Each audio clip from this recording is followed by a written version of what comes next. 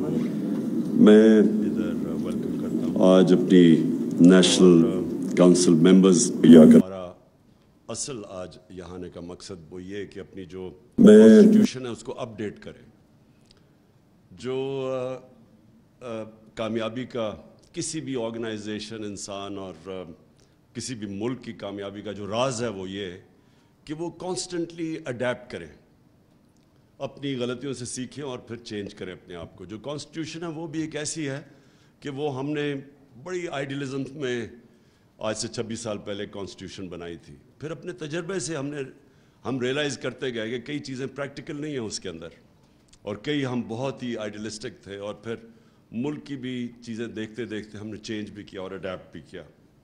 لیکن ایک نتیجے پہ ہم آ گئے, اور میں خاص طور پہ کیونکہ میں نے تو ساری پارٹی کی ایولیوشن دیکھی ہے.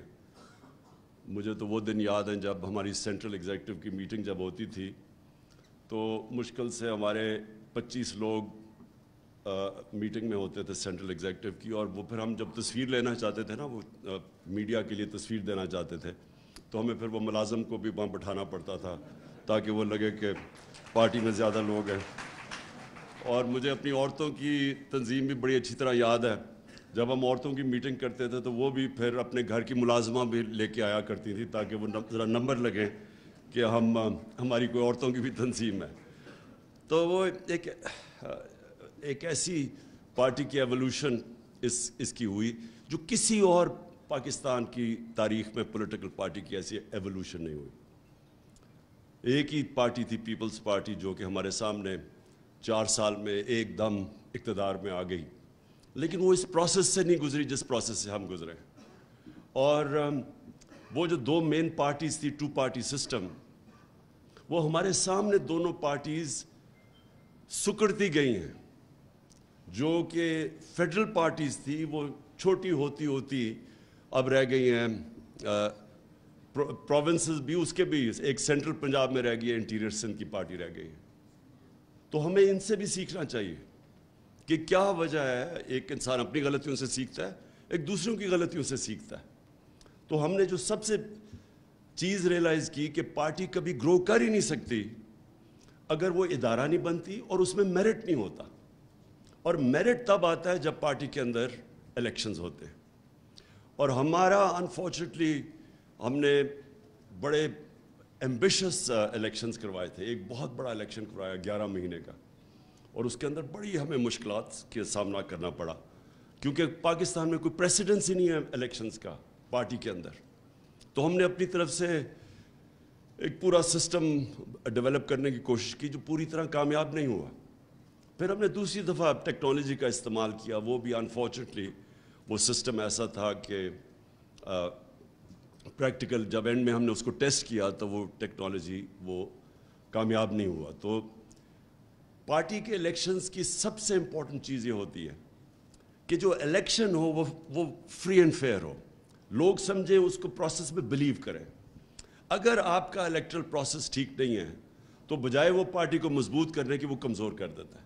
آپس میں لڑائیاں ہو جاتی ہیں جب ایک بلیو ہی نہیں کرتے لوگ کہ یہ پروسیس ٹھیک ہوا, تو پھر اندر آپس میں پارٹی کے اندر ڈویژنز پیدا ہو جاتی ہیں, تو وہ بجائے پارٹی کو مضبوط کرنے کے کمزور کر دیتی ہے.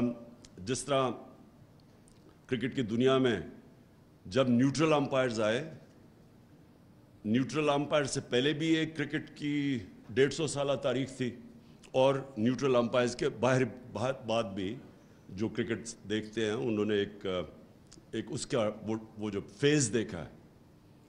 نیوٹرل امپائرز آنے سے پہلے اپنے اپنے امپائرز ہوتے تھے, اور زیادہ تر کرکٹ گراؤنڈوں کے اوپر لڑائیاں ہوتی تھیں.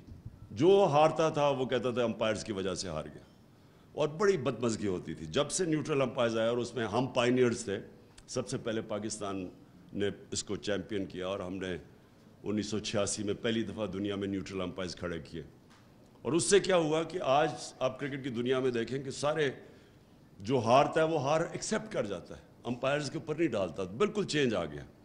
تو اسی طرح ہمارا بھی پرابلم یہ ہے کہ ہمارا پاکستان کے الیکشنز جو ہوتے ہیں, کوئی بھی الیکشنز کے اندر سوائے 1970 کے جو بہت اچھا الیکشن ہوا تھا, اس کے علاوہ کوئی بھی الیکشن ایسا نہیں کہ جو ہارتا ہے وہ مانے کہ جی میں صاف اور شفاف الیکشنز کی وجہ سے ہارا ہوں.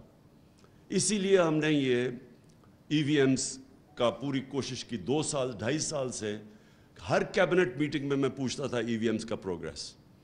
اور ہمیں بدقسمتی سے یہ جو الیکشن کمشنر ہے اس نے پوری کوشش کی اس کو سیبوٹاج کرنے کی. اس نے حالانکہ الیکشن کمیشن کا تو کام ہے جو گورنمنٹ ایک الیکٹرل پروسیس دیتی ہے اس کو امپلیمنٹ کرے. اس نے پورا زور لگایا EVM مشینز نہ آنے پہ, اور اس کی وجہ تھی کیونکہ وہ 2 پارٹیز نے بھی اپوز کیا اس کو, اور اس کی بھی وجہ ہے کیونکہ ان کا سسٹم بنا ہوا ہے الیکشنز کی ریگنگ کا. ابھی جو یہ 20 بائی الیکشنز ہوئے, آخری 2 ہفتے ہماری پارٹی کی سب سے بڑا جو ہمارے آپس میں ہم بیٹھتے تھے اور جو سب سے بڑا کنسرن تھا اور ساری کوششیں کیا ہو رہی تھی کہ ان کو الیکشن میں دھاندلی کرنے سے کیسے روکنا ہے. کوئی دنیا میں سوچے کہ ایسی برطانیہ میں الیکشن ہو تو سوچیں کبھی یہ کوئی تصور بھی نہیں کر سکتا کہ آپ دوسروں کو دھاندلی کرنے سے کیسے روکتے ہیں. 2 ہفتے پہلے میٹنگز ہو رہی ہیں کہ کیا کیا طریقے ہیں دھاندلی کے, ہم نے روکنا کیسے ان کو.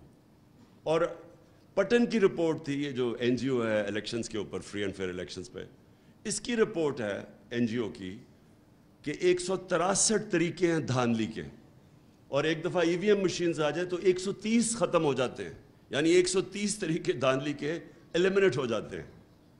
تو اسی لیے یہ جو سسٹم پورا جو پرانا سٹیٹس کو, کرپٹ سسٹم کو بچانا چاہتے ہیں, انہوں نے اسی لیے پورا سیبوٹاج کیا کہ پاکستان میں EVM مشینز نہ آئیں, جبکہ ہندوستان میں بھی ہیں, ایران میں بھی, دونوں ہمسائے ملکوں کے اندر EVM مشینز ہیں.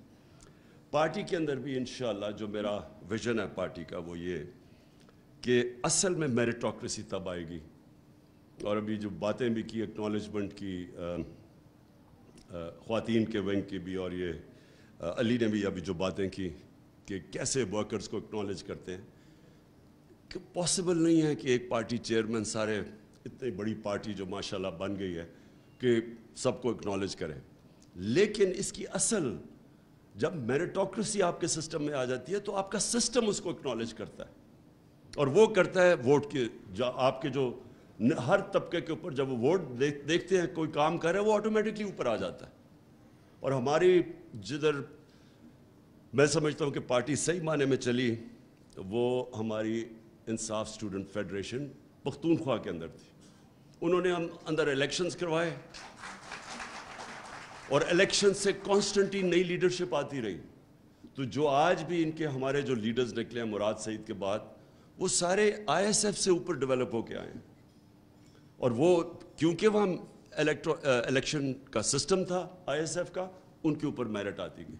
یہی ہماری انشاءاللہ جیسی ہم اس الیکشن سے فارغ ہوتے ہیں, یہ جنرل الیکشن سے, تو ہماری سب سے بڑی کوشش ہوگی کہ ہم امیجیٹلی پارٹی کے اندر ایک الیکشنز کروائیں, اور ایک ایسے پروسیس سے کروائیں, کیونکہ اب تو ہمارے پاس ٹیکنالوجی کے, اور ٹیکنالوجی تیزی سے آگے بڑھ رہی ہے, تو ہم انشاءاللہ ابھی سے ہی ٹیکنالوجی کا استعمال کر کے ایک بڑا الیکشن کروائیں گے, تاکہ نیچے سے جو بھی محنت کر رہے ہیں وہ اوپر آتے جائیں, اور پھر پارٹی کے اندر ہمارا وہ پروسیس ڈیولپ ہو جائے میرٹ کو اوپر لانے کے لیے.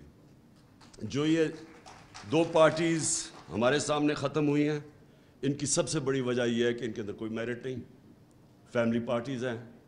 آپ ان پارٹیز کو دیکھیں, آج سے 20-25 سال پہلے وہ ان سے بہتر چل رہی تھی, بجائے وہ گرو کرنے کے وہ سکڑتی گئی ہیں.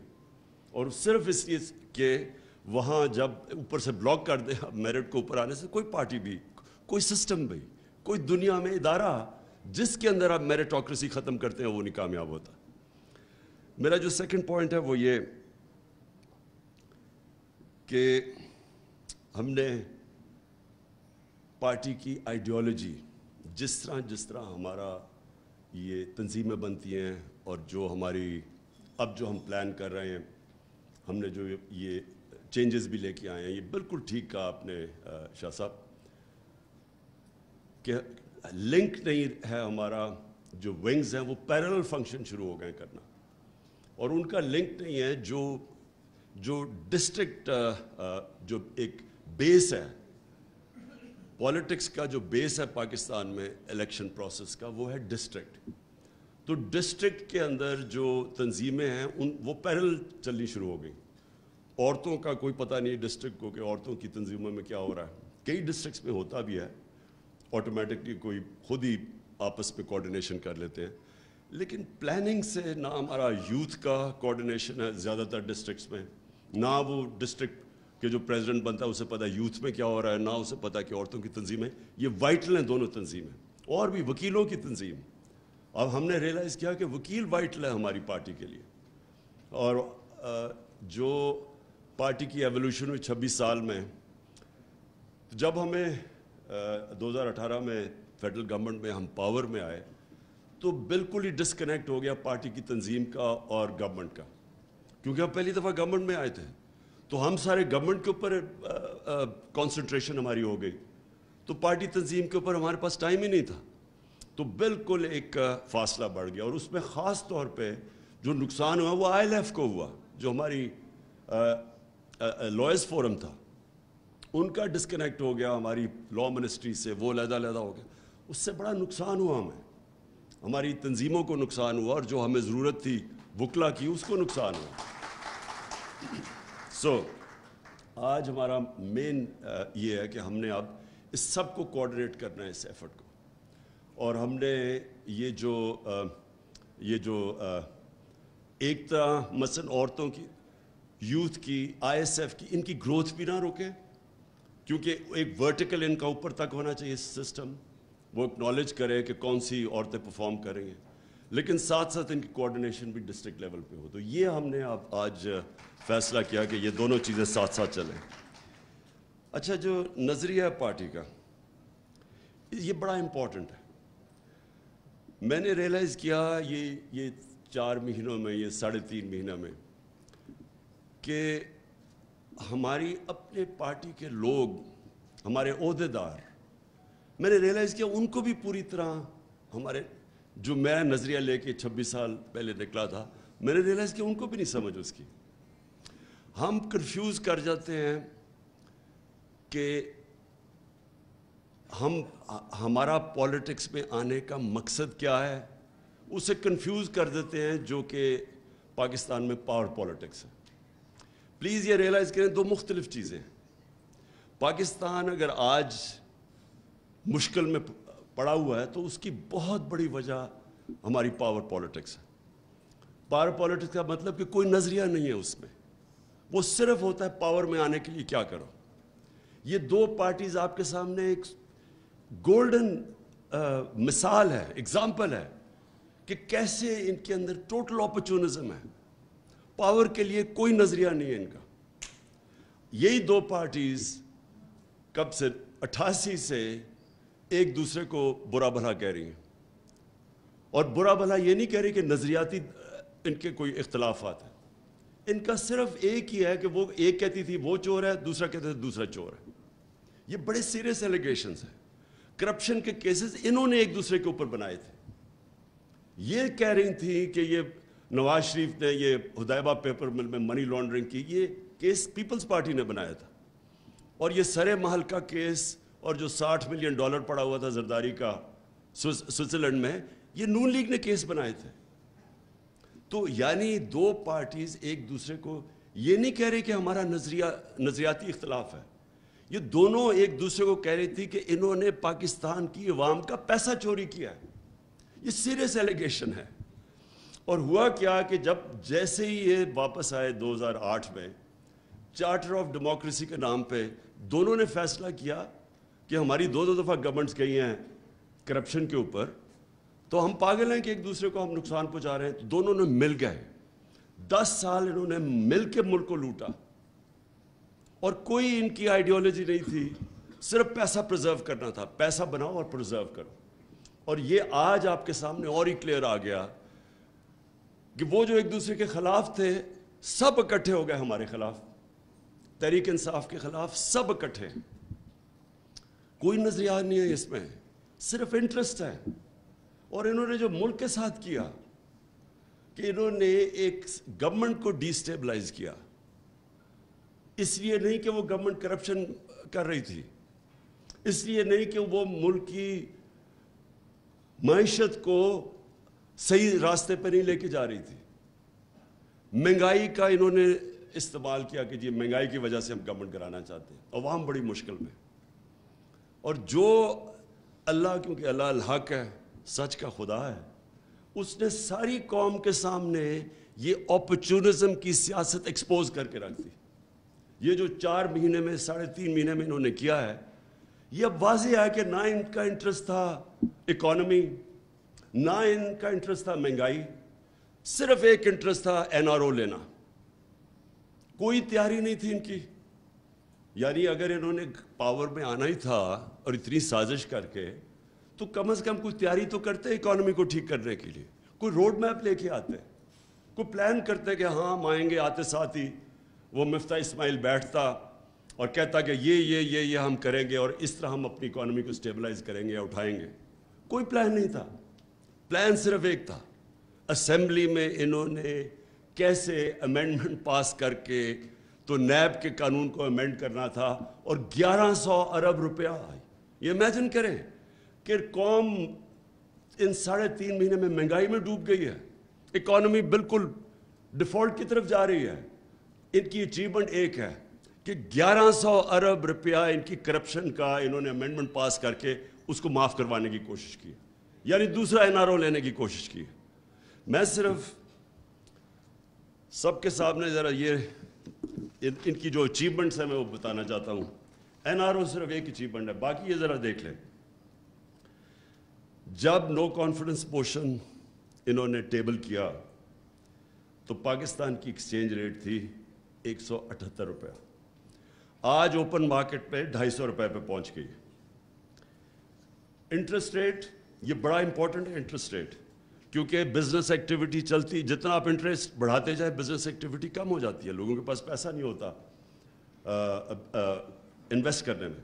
11% تھا مارچ میں، آج ہے 15.5%. جو ہماری ٹیکس کلیکشن تھی، ریکارڈ ٹیکس کلیکشن ہوئی پاکستان کی تاریخ میں. ہماری جو ٹیکس کلیکشن کی گروتھ ریٹ تھی مارچ میں وہ 32% تھی. اب جولائی کے اندر وہ آ گئی ہے 10% پہ گروتھ، یعنی کہ جو پیسہ اب اکٹھا ہو رہا ہے وہ گورنمنٹ کے پاس کم ہوتا جا رہا ہے.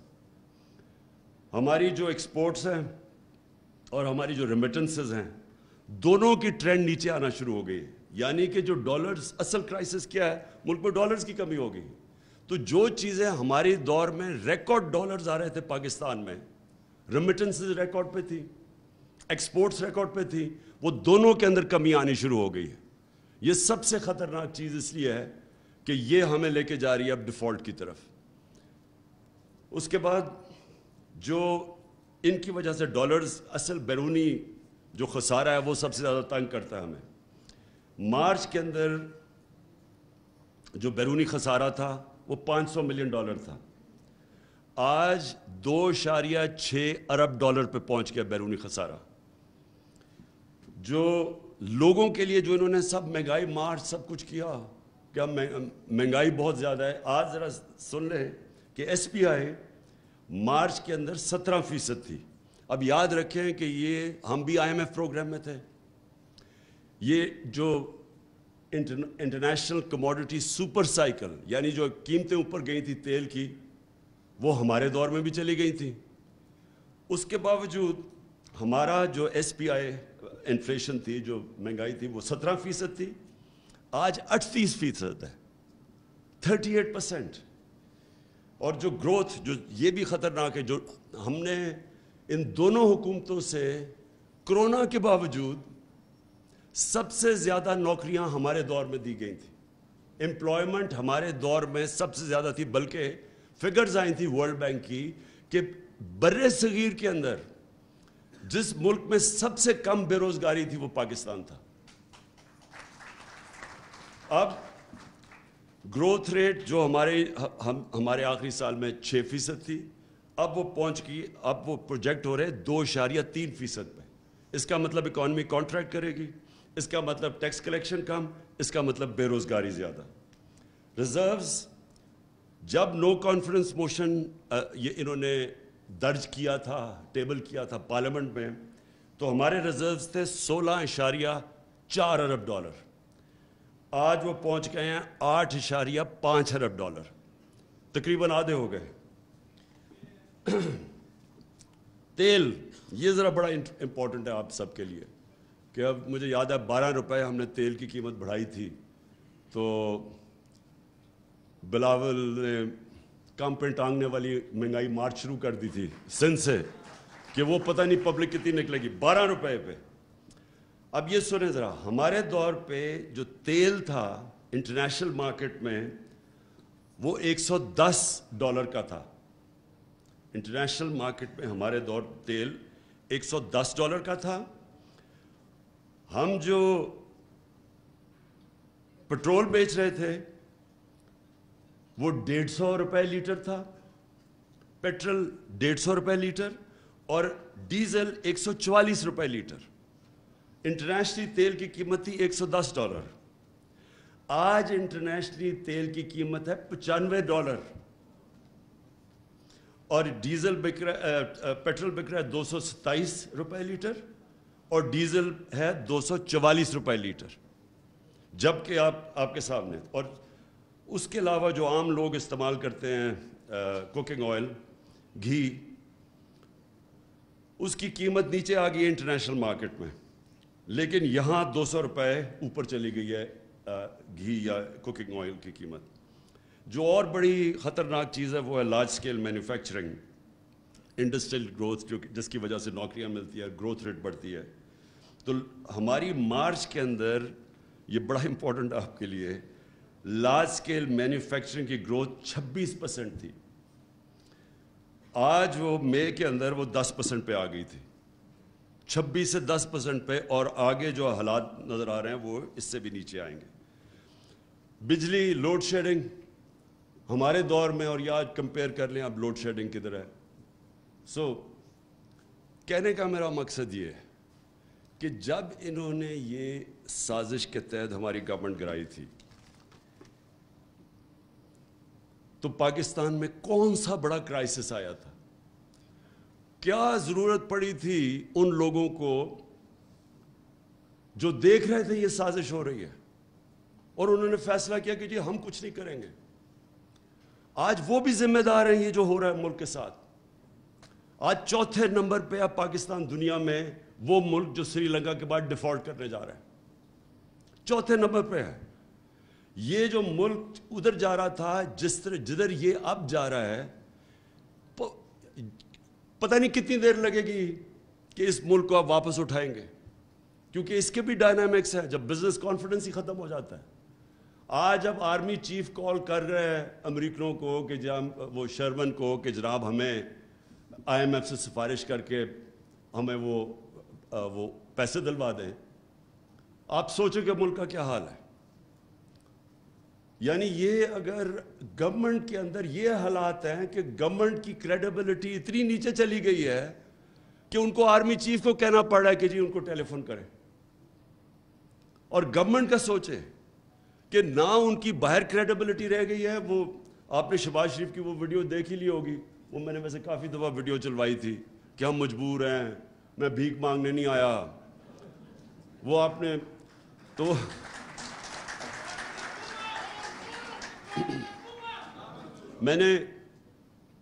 مجھے خوشی یہ ہوئی کہ یہاں کئی ایسے لوگ تھے جو سمجھتے تھے کہ وہ اشتہار دیکھ کے نا, کیونکہ شہباز شریف نے 50 ارب روپیہ تو اشتہاروں پہ ہی خرچ کیا تھا, وہ اشتہار دیکھ کے یہ سمجھتے تھے کہ اس سے بڑا جینیس آیا ہی نہیں ہے کبھی پاکستان میں.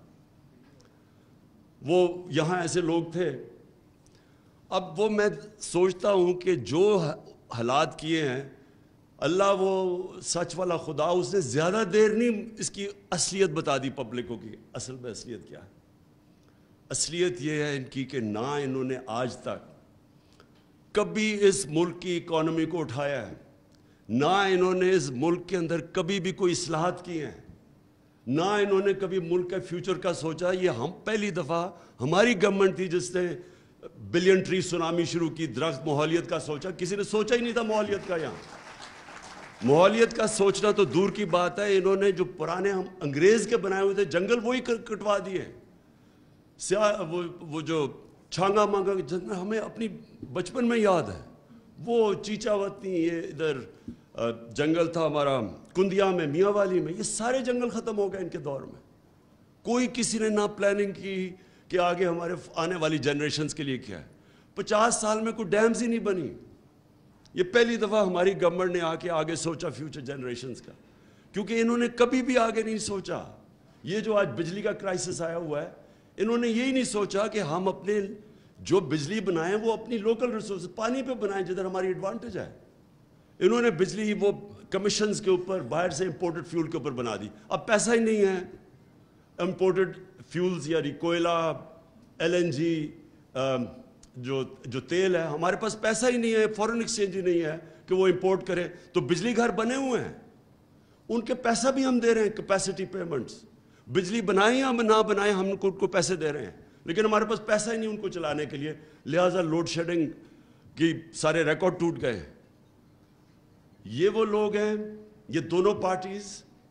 آپ 90s میں دیکھیں, ڈاکٹر عشرت حسین نے کتاب لکھی ہوئی ہے, اس کتاب میں انہوں نے بتایا ہے کہ کیسے ہندوستان پھر بنگلہ دیش 90s کے بعد ہمارے سے دونوں ملک آگے نکل گئے. اور وہ کیوں نکلے؟ وہ اس لیے نکلے کہ وہاں پھر ان کی گورنمنٹس ٹھیک ہو گئی اور ہمارے یہ دو فیملیز آگے ملک کو لوٹنے کے لیے. ان کی دولت کا ان کو خود بھی نہیں پتا کتنا ہے. انہوں نے جتنا پیسہ بنایا, میں گارنٹی کرتا ہوں ان کو پتہ ہی نہیں ان کے باہر کتنے بلینز آف ڈالرز پڑے ہوئے ہیں. لیکن ملک کا حال یہ ہے کہ جس ملک نے تیزی سے ان سے آگے ترقی کرا تھا, وہ ملک کا آج یہ حال ہے کہ 4تھے نمبر پہ انہوں نے پہنچا دیا ہے, وہ ملک جو ڈیفالٹ کرنے جا رہا ہے. میں ایک چیز ضرور آگے اپنی پارٹی کی طرف سے, پہلے تو ہم اپنی تجویز دیں گے. دیکھیں, کبھی بھی اس ملک کے اندر ہمیں کبھی اجازت نہیں دینی چاہیے کوئی اس ملک کی قیادت کرے جس کا سب کچھ پاکستان میں نہ ہو. یہ کیا وجہ ہے کہ آپ پاکستان کے پرائم منسٹر بننا چاہتے ہیں, وزیر بننا چاہتے ہیں, پیسہ آپ نے ملک سے باہر رکھا ہوا ہے. بچے کہتے ہیں ہم پاکستان کے شہری نہیں ہیں, ہم برٹش پاسپورٹ ہولڈر ہیں, اس لیے جواب دہ نہیں ہیں. اربوں روپے کی پراپرٹیز میں یہ رہتے ہیں وہاں. جو یہ حسن, کیونکہ میں تو لندن جانتا ہوں, جو پراپرٹیز میں یہ رہتے ہیں وہ بلینز کے اندر ہے. میں آپ کو گارنٹی کرتا ہوں کہ برطانیہ کا کوئی پرائم منسٹر افورڈ نہیں کر سکتا ان علاقوں میں رہنے میں جدھر یہ اور اس کے بچے رہ رہے ہیں.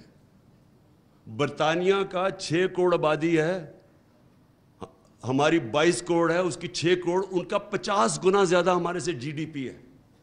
ان کی سالانہ آمدنی 50 گنا ہمارے سے زیادہ ہے.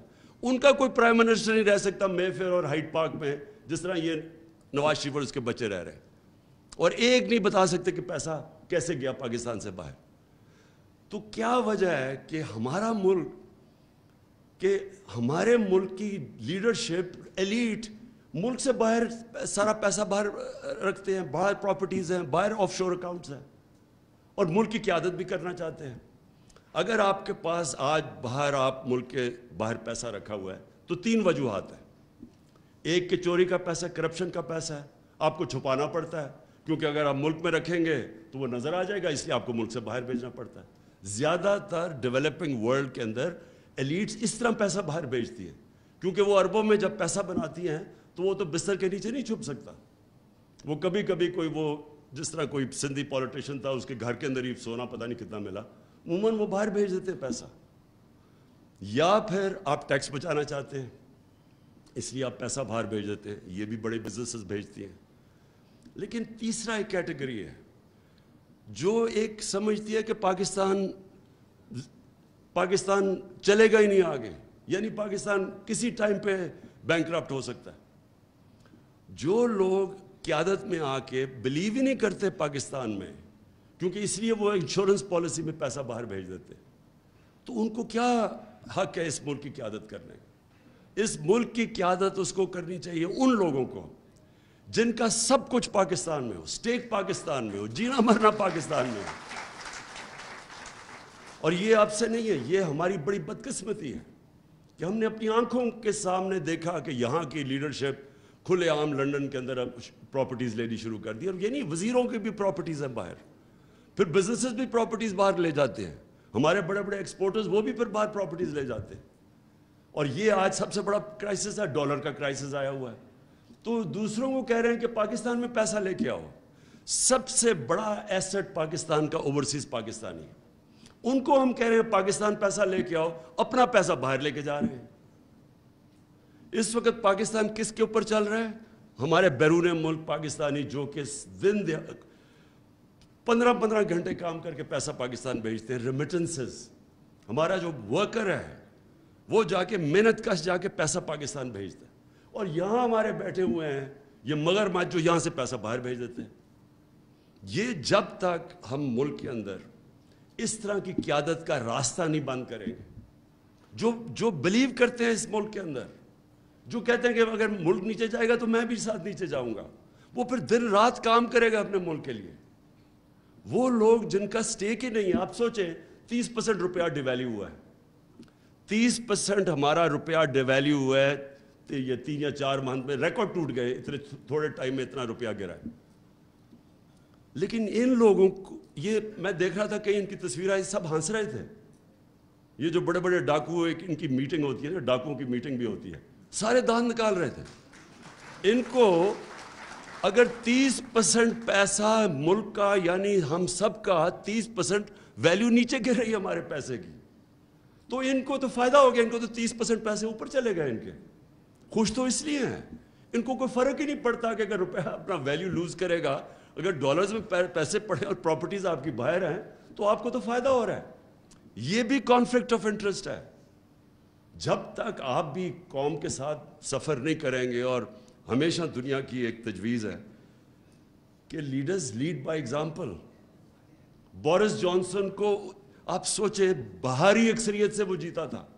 میں ان ڈیموکریسیز کی بات کر رہا ہوں, وہ کیوں چلتی ہیں, ملک خوشحال کیوں ہوتے ہیں. بورس جانسن آپ سوچیں کہ اس کو بہاری اکثریت سے جیتا, اس نے ایک گیٹ ٹوگیدر کر دی اپنے باہر, اپنے آفس کے باہر گارڈن کے اندر. انہوں نے کہا جی کرونا کا دن تھے, سوشل ڈسٹینسنگ تھی, تو لوگوں کے لیے آپ نے یہ قانون بنایا تھا اور خود آپ یہ کر رہے ہیں. ایک آدمی کو پارٹی نے, اس کی پارٹی نے نکال دیا اس کو.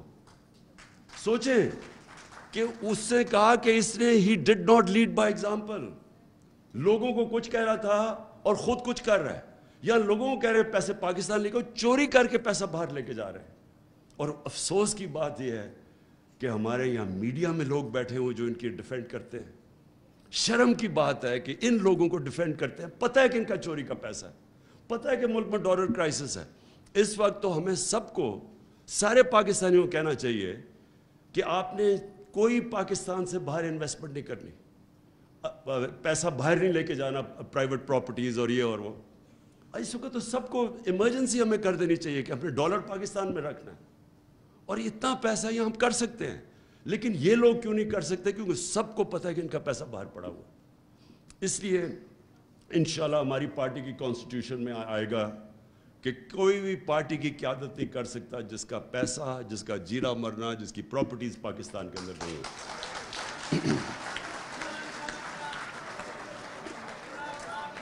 میں آخر میں جی, میں پھر سے آپ کی جو آئیڈیالوجی جو پارٹی کی ہے اس کے اوپر میں آنا چاہتا ہوں.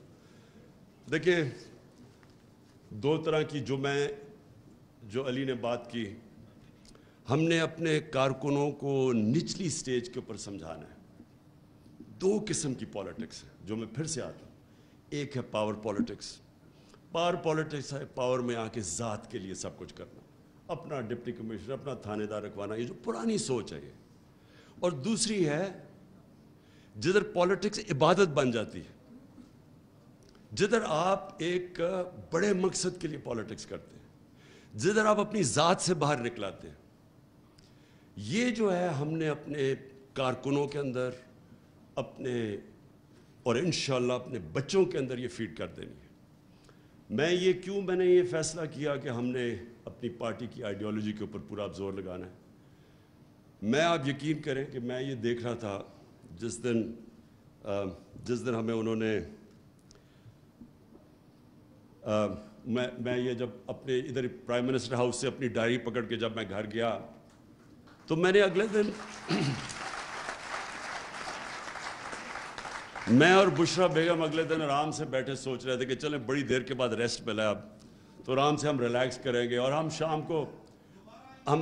شام کو رات کو بڑی دیر کے بعد فلمیں دیکھ رہے تھے, کوئی ٹی وی بھی دیکھ رہے تھے, تو ایک دم میں نے فون بھی نہیں میں دیکھ رہا تھا, اس لیے کہ جب میری تو زندگی گزری ہے نا اونچ نیچ میں, ہارتے ہیں تو آپ کیا ہوتا ہے, جیتتے ہیں آپ کیا ہوتا ہے, ہارتے ہیں آپ کے رشتہ دار بھی آپ سے منہ پھیر لیتے ہیں, جیتتے ہیں تو آپ کی ساری دنیا آپ کے پاس آ جاتی ہے. اور تو میں نے تو ساری زندگی یہ دیکھا ہے. تو میں نے سوچا کہ چلے آفس سے آ گئے ہیں تو آج بڑا کیا فائدہ فون دیکھنے کا, کیونکہ وہ سارے ہی خوش ہو رہے ہوں گے لوگ اندر سے جو ہمارے دشمن ہیں. تو ایسی میں نے فون دیکھا کوئی 11 بجے, تو میں اس فون کے اوپر دیکھ رہا ہوں کہ پبلک سڑکوں کے اوپر نکلی ہوئی ہے. اس کے بعد تھوڑی دیر کے بعد ٹی وی لگایا, ہم نے ٹی وی کے اندر دیکھا کہ پبلک, تو جو پبلک نکلی اس دن, میں آپ یقین کریں کہ ساری میری جو سٹرگل ہے, سب سے زیادہ خوشی مجھے اس دن اس لیے ہوئی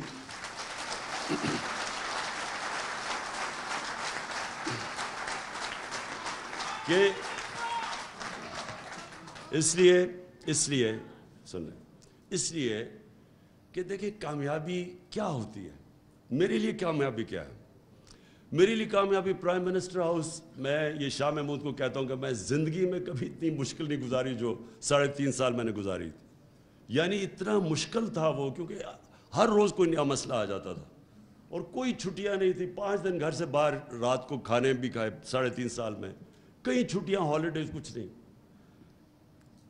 لیکن یہ جو مجھے خوشی ملی کہ جب آپ دیکھتے ہیں کہ آپ کی قوم کے اندر شعور آ گیا ہے, جب ایک ہجوم قوم بن گئی ہے, یہ مجھے خوشی ملی کہ دیکھیں پاکستان کو پتہ ہی نہیں کہ پاکستان کتنا طاقتور اللہ نے بنایا. ہمیں اپنی طاقت کا ہی نہیں پتا. ہم وہ لوگ ہیں جن کو سمجھ ہی نہیں ہے کہ یہ کتنی بڑی نعمت ہے یہ ملک. ہم وہ ہیں جن کے اندر کوئی کبھی سمجھ نہیں آئی نظریہ پاکستان کیا تھا. پاکستان کا مطلب کیا, لا الہ الا اللہ, اور لا الہ الا اللہ کا راستہ وہ ہے اور ہم اس راستے پہ نکلے ہوئے ہیں. جو قوم کیسے بننی تھی, تیرا میرا رشتہ کیا, لا الہ الا اللہ. کیونکہ وہ کیا تھا کہ وہ قوم کو اکٹھا, جب آپ کا نظریہ ہوگا تو آپ نیشن بنیں گے نا. نظریہ تو وہ ہے, سمپل نظریہ ہے ہمارا. اسی کے اوپر مدینہ کی ریاست میں نبی صلی اللہ علیہ وسلم نے سب کو اکٹھا کیا تھا, سب انسانوں کو اکٹھا کیا تھا. مساق مدینہ میں, اس میں وہاں کرسچنز بھی تھے, اس میں یہودی بھی تھے, ان سب کو انہوں نے کمیونٹی میں بنا دیا تھا, انسانوں کو اکٹھا کیا تھا. اس لیے ان کو رحمت العالمین کہتے ہیں, سب انسانوں کے لیے رحمت بن کے. ہم نے کبھی اس کے اوپر کوئی تبصرہ کیا, نہ سوچا کہ یہ کیوں بنا تھا ملک, کیوں ہندوستان کے مسلمانوں نے پاکستان کو ووٹ دی تھی, کیونکہ وہ ایک بڑا پاکستان کا, اس کے اوپر آئے نہیں. اور آہستہ آہستہ ہم ادھر نکل گئے جدھر یہ جو آج ہمارے حالات ہیں. اس سے ہم نکلیں گے یہ نظریے کی وجہ سے, جب پاکستانی یہ ریلائز کر لیں گے کہ ہم ایک بڑے مقصد کے لیے بنے تھے اور ہم ایک قوم ہیں. تو قوموں کے لیے یہ قرضہ اتارنا کوئی مشکل کام نہیں ہے. آپ کے اس وقت 1 کروڑ باہر پاکستانی ہیں, 1 کروڑ ہم باہر پاکستانی. جس دن ہم نے ان کو موبلائز کر لیا, یہ قرضہ آسانی سے آپ کا اتر جائے گا. کیونکہ میں تو جانتا ہوں پاکستانیوں کو, میرا سب سے زیادہ کنیکشن ہے. وہ لوگ ہیں جو کہ ہمیں شارٹ ٹرم کے اندر یہ جو ڈالر ڈیفیسٹ ہے ہمارا وہ اتار دیں گے, لیکن وہ تب جب ان کو پرائیڈ ہوگی اپنے ملک سے. اس وقت ان کو ملک نہیں نظر آتا. یہ جب اوپر چور سارے اکٹھے دیکھتے ہیں, روگز گیلری کو اکٹھا دیکھتے ہیں آپ, تو قوم نہیں لگتی, لوگ ڈر جاتے ہیں.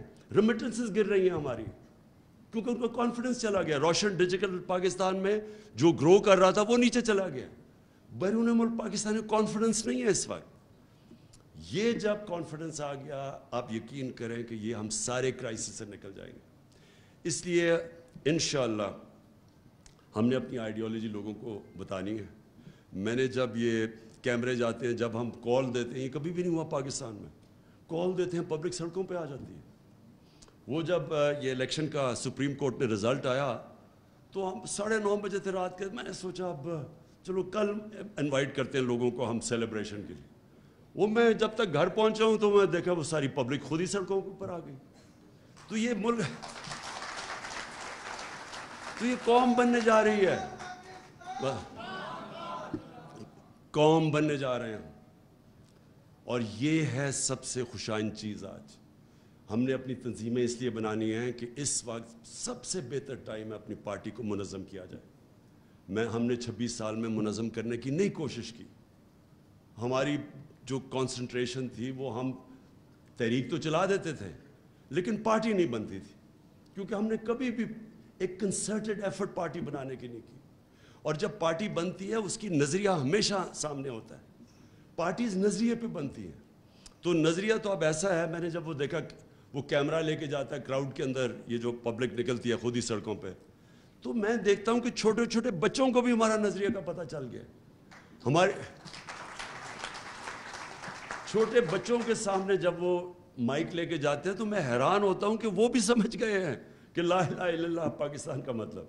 لیکن بدقسمتی سے میری پارٹی کو ابھی تک پوری طرح میرا نظریہ نہیں پتہ چلا. تو اس لیے میں نے یہ فیصلہ کیا کہ پارٹی کو منظم کریں ہم، اور انشاءاللہ پھر ان کی نظریاتی طور پہ اس کو مضبوط کریں، اور انشاءاللہ اس اگلی الیکشن کے اندر 2/3 اکثریت لیں انشاءاللہ.